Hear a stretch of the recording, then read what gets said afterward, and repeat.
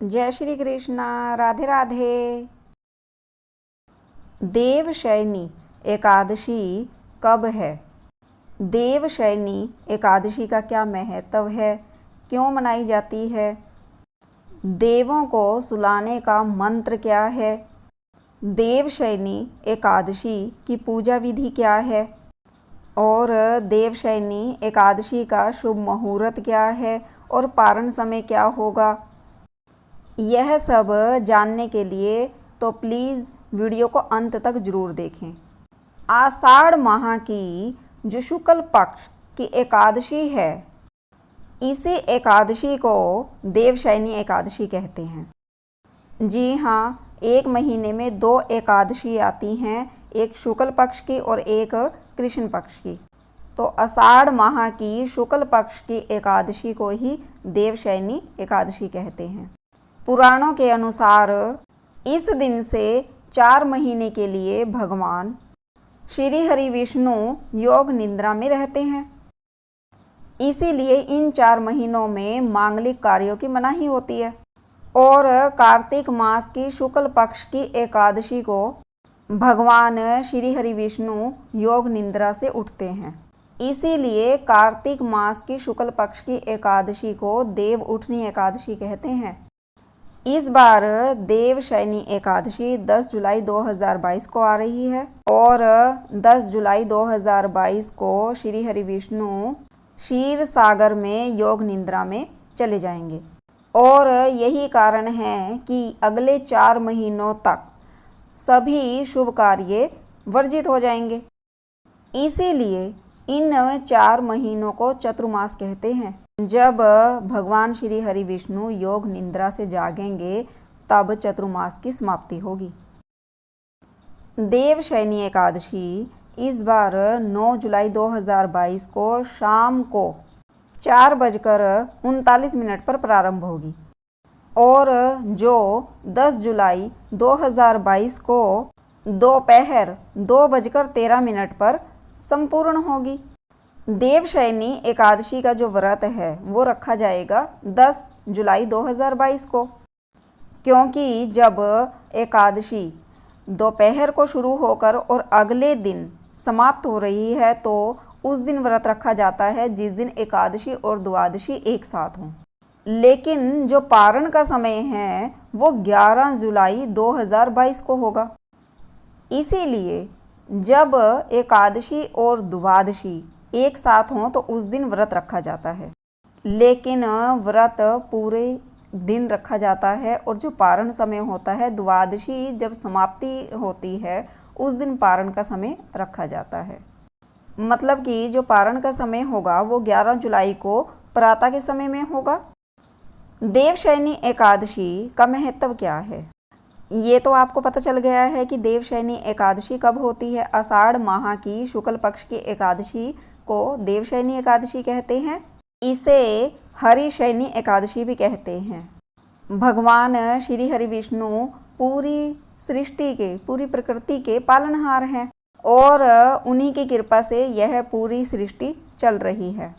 जब देवशयनी एकादशी से चतुर्मास शुरू हो जाता है तो मांगलिक कार्य वर्जित हो जाते हैं, लेकिन तपस्या पूजा पाठ यह कर सकते हैं।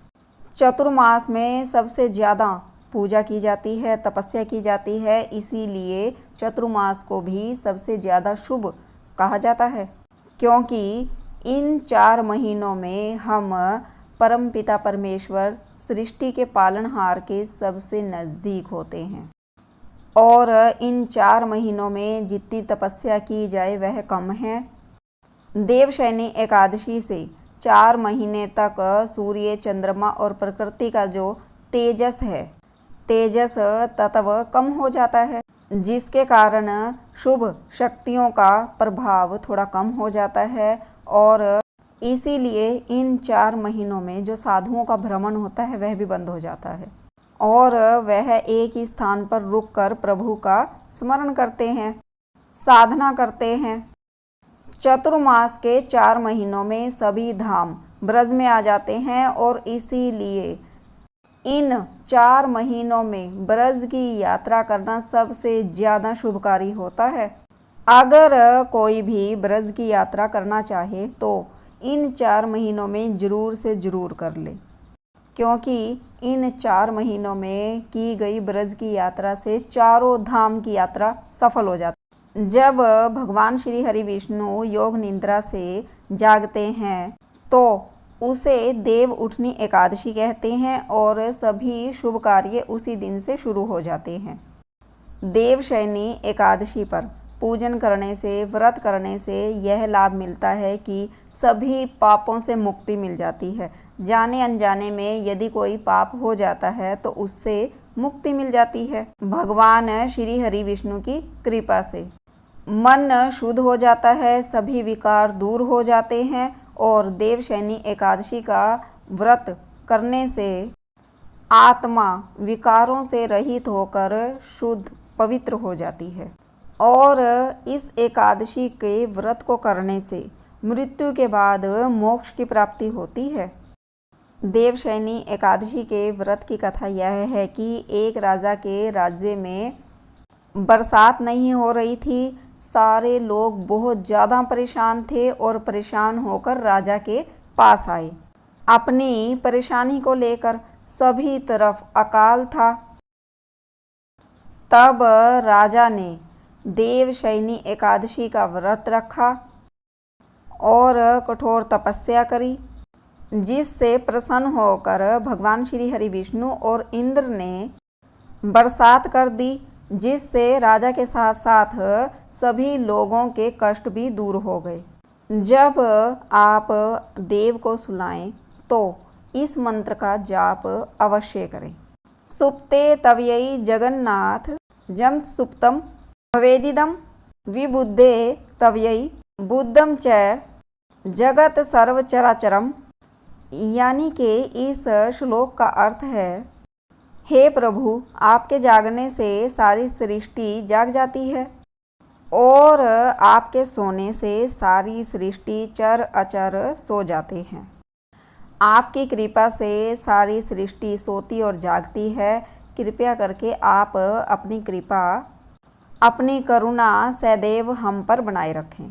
देवशयनी एकादशी पर श्री हरि विष्णु की पूजा पूरी विधि विधान से की जाती है ताकि भगवान श्री हरि विष्णु की कृपा सदैव बनी रहे और 4 महीने चतुर्मास के भगवान श्री हरि विष्णु की कृपा से, उनकी करुणा दृष्टि से शांतिपूर्वक बीते।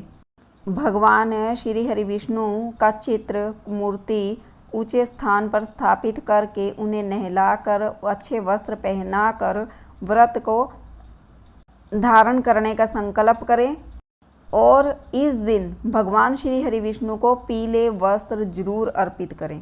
पीली वस्तुओं का भोग लगाएं और जितना अधिक हो सके भगवान श्री हरि विष्णु के मंत्रों का जाप करना चाहिए।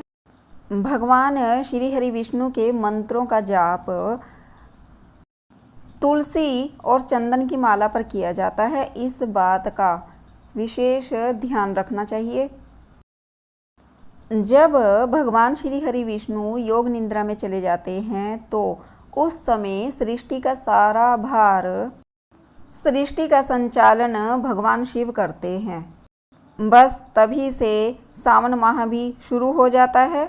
भगवान श्री हरि विष्णु को देवशयनी एकादशी अति प्रिय है। देवशयनी एकादशी से शुरू होने वाले चतुर्मास में आप भी भगवान श्री हरि विष्णु और भगवान शिव की अधिक से अधिक तपस्या करें, पूजा करें। देवशयनी एकादशी का व्रत अवश्य करें और भगवान श्री हरि विष्णु की विशेष कृपा प्राप्त करें।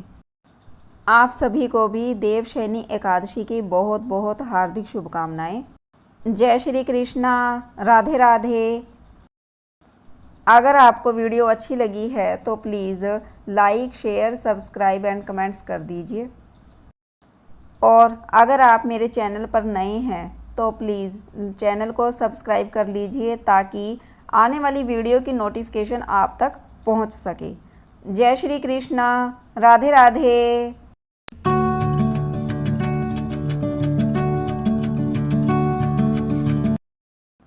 जय श्री कृष्णा। राधे राधे।